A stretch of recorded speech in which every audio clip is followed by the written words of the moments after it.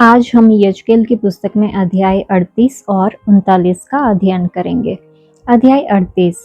फिर यहोवा का ये वचन मेरे पास पहुंचा, हे मनुष्य के संतान, अपना मुंह मागोग देश के गोग की ओर करके, जो रोश, मेशेक और तुबल का प्रधान है, उसके विरुद्ध भविष्यवाणी कर और यह कह, हे गोग, हे रोश, मेशेक और तुबल के प्रधान, परमेश्वर यहोवा यूं कहता है, देख, मैं तेरे विरुद्ध हूँ।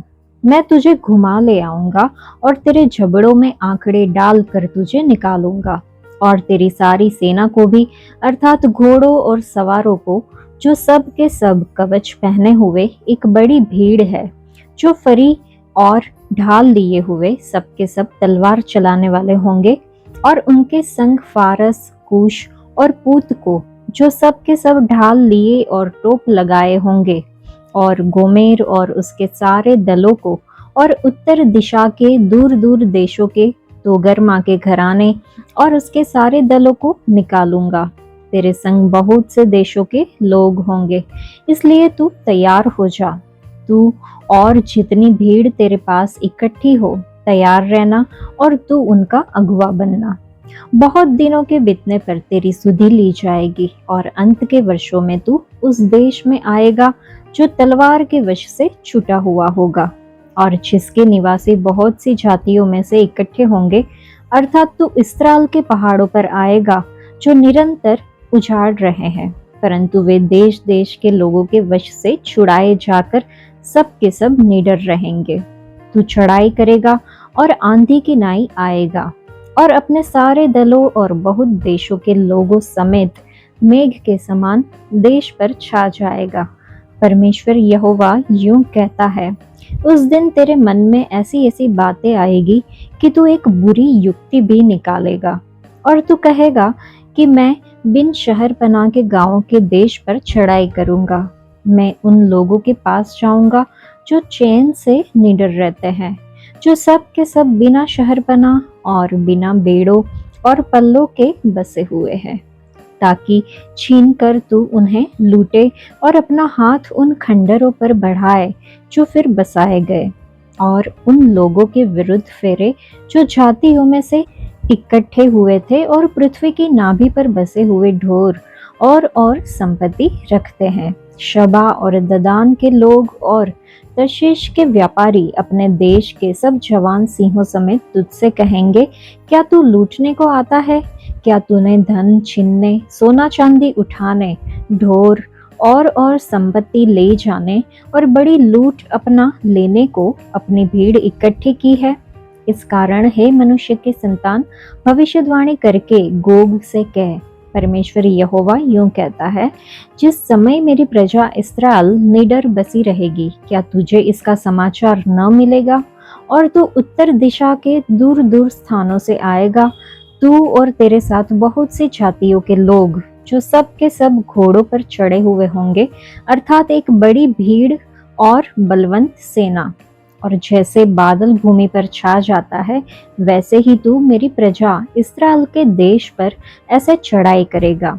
इसलिए हे गोग, अंत के दिनों में ऐसा ही होगा कि मैं तुझसे अपने देश पर इसलिए चढ़ाई कराऊंगा कि जब मैं जातियों के देखते तेरे द्वारा अपने को पवित्र ठहराऊं, तब वे मुझे पहचान लेंगे। परमेश्वर यहोवा यूं कहता है, क्या तू वही नहीं जिसकी चर्चा मैंने प्राचीन काल में अपने दासों के, अर्थात इस्राएल के उन भविष्यद्वक्ताओं द्वारा की थी, जो उन दिनों में वर्षों तक यह भविष्यवाणी करते गए कि यहोवा गोग से इस्राएलियों पर चढ़ाई कराएगा, और जिस दिन इस्राएल के देश पर गोग चढ़ाई करेगा, उसी दिन मेरी झलझलाहट मेरे मुख से प्रकट होगी। परमेश्वर यहोवा की यही वाणी है। और मैंने झलझलाहट और क्रोध की आग में कहा कि निसंदेह उस दिन इस्राएल के देश में बड़ा भूडोल होगा, और मेरे दर्शन से समुद्र की मछलियां और आकाश के पक्षी, मैदान के पशु और भूमि पर जितने जीव जंतु रेंगते हैं और भूमि के ऊपर जितने मनुष्य रहते हैं, सब कांप उठेंगे, और पहाड़ गिराए जाएंगे और चढ़ाइयां नाश होगी, और सब भीतें गिरकर मिट्टी में मिल जाएगी। परमेश्वर यहोवा की यह वाणी है कि मैं उसके विरुद्ध तलवार चलाने के लिए अपने सब पहाड़ों को पुकारूंगा और हर एक की तलवार उसके भाई के विरुद्ध उठेगी, और मैं मरी और खून के द्वारा उससे मुकदमा लड़ूंगा, और उस पर और उसके दलों पर और उन बहुत सी जातियों पर जो उसके पास होंगी मैं बड़ी छड़ी लगाऊंगा, और ओले और आग और गंधक बरसाऊंगा। इस प्रकार मैं अपने को महान और पवित्र ठहराऊंगा और बहुत सी जातियों के सामने अपने को प्रकट करूंगा। तब वे जान लेंगी कि मैं यहोवा हूँ। इस अध्याय में यजकेल मागोग के गोग के विरुद्ध भविष्यवाणी करता है, जो देशों के एक गठबंधन का प्रतिनिधित्व करता है, जो अंतिम दिनों में इस्राएल के विरुद्ध उठ खड़ा होगा। परमेश्वर घोषणा करते हैं कि वह घटनाओं को आयोजित करने वाला व्यक्ति होगा, जो इतिहास और देशों पर अपने नियंत्रण को प्रदर्शित करता है। भविष्यवाणी परमेश्वर के लोगों का विरोध करने वालों के लिए न्याय की निश्चितता को रेखांकित करती है, जो हमें परमेश्वर के राज्य की अंतिम विजय की याद दिलाती है। अध्याय 39। फिर हे मनुष्य की संतान, गोग के विरुद्ध भविष्यवाणी करके यह कह, हे गोग, हे रोश, मेशेक और तुबल के प्रधान, परमेश्वर यहोवा यूं कहता है, मैं तेरे विरुद्ध हूँ। मैं तुझे घुमा ले आऊंगा और उत्तर दिशा के दूर दूर देशों से चढ़ा ले आऊंगा और इस्राएल के पहाड़ों पर पहुंचाऊंगा।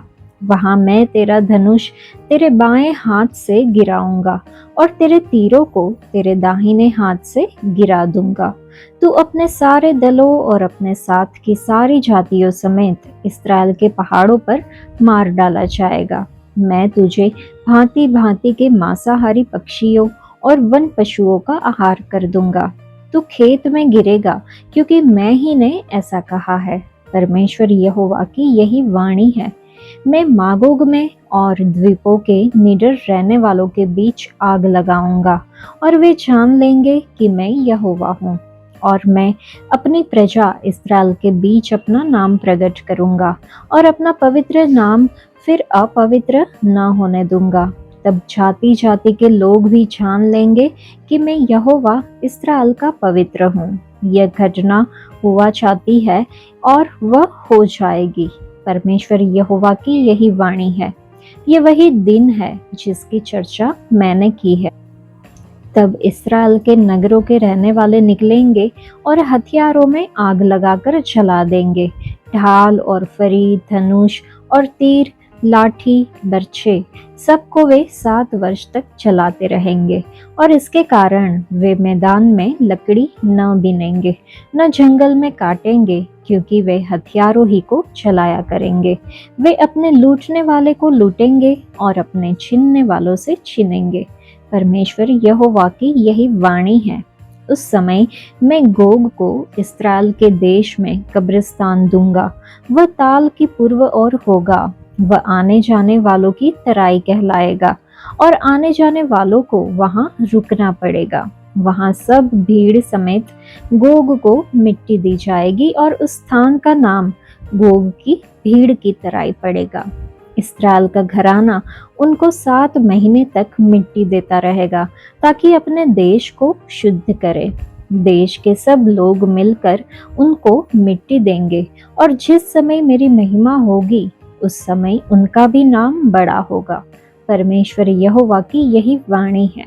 तब वे मनुष्यों को नियुक्त करेंगे जो निरंतर इसी काम में लगे रहेंगे, अर्थात देश में घूम घाम कर आने जाने वालों के संग होकर देश को शुद्ध करने के लिए उनको जो भूमि के ऊपर पड़े हो मिट्टी देंगे, और 7 महीने के बीतने तक वे ढूंढ ढूंढ कर यह काम करते रहेंगे।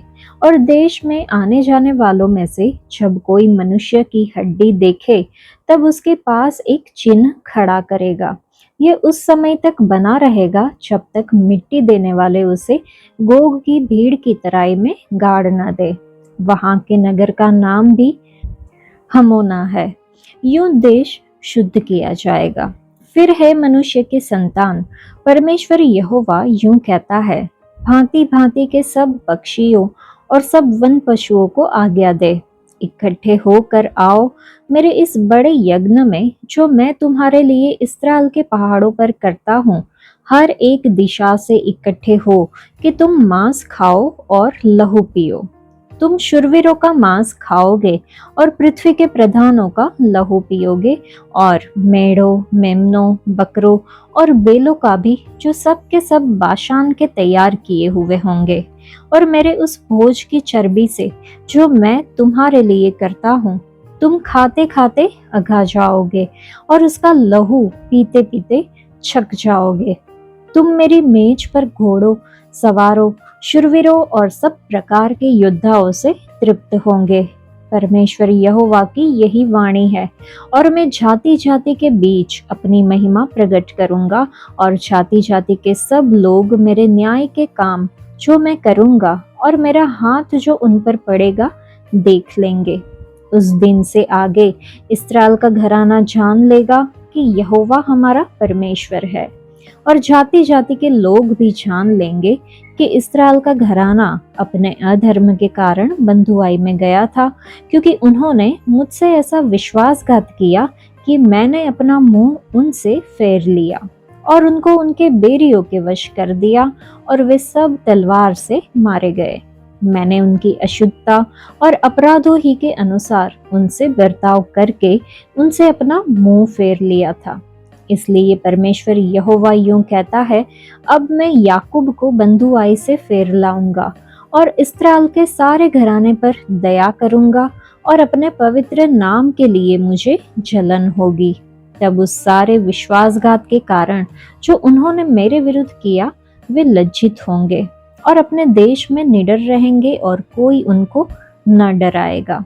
और जब मैं उनको जाति जाति के बीच से फेर लाऊंगा और उन शत्रुओं के देशों से इकट्ठा करूंगा, तब बहुत जातियों की दृष्टि में उनके द्वारा पवित्र ठहरूंगा।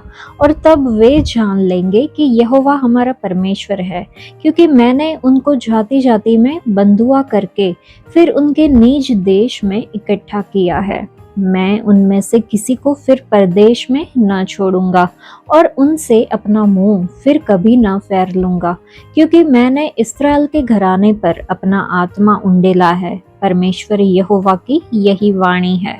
यह अध्याय यजकेल के अध्याय 38 से विषय को जारी रखता है, जिसमें गोग की पराजय और उसके बाद इस्राएल की पुनर्स्थापना का विवरण दिया गया है।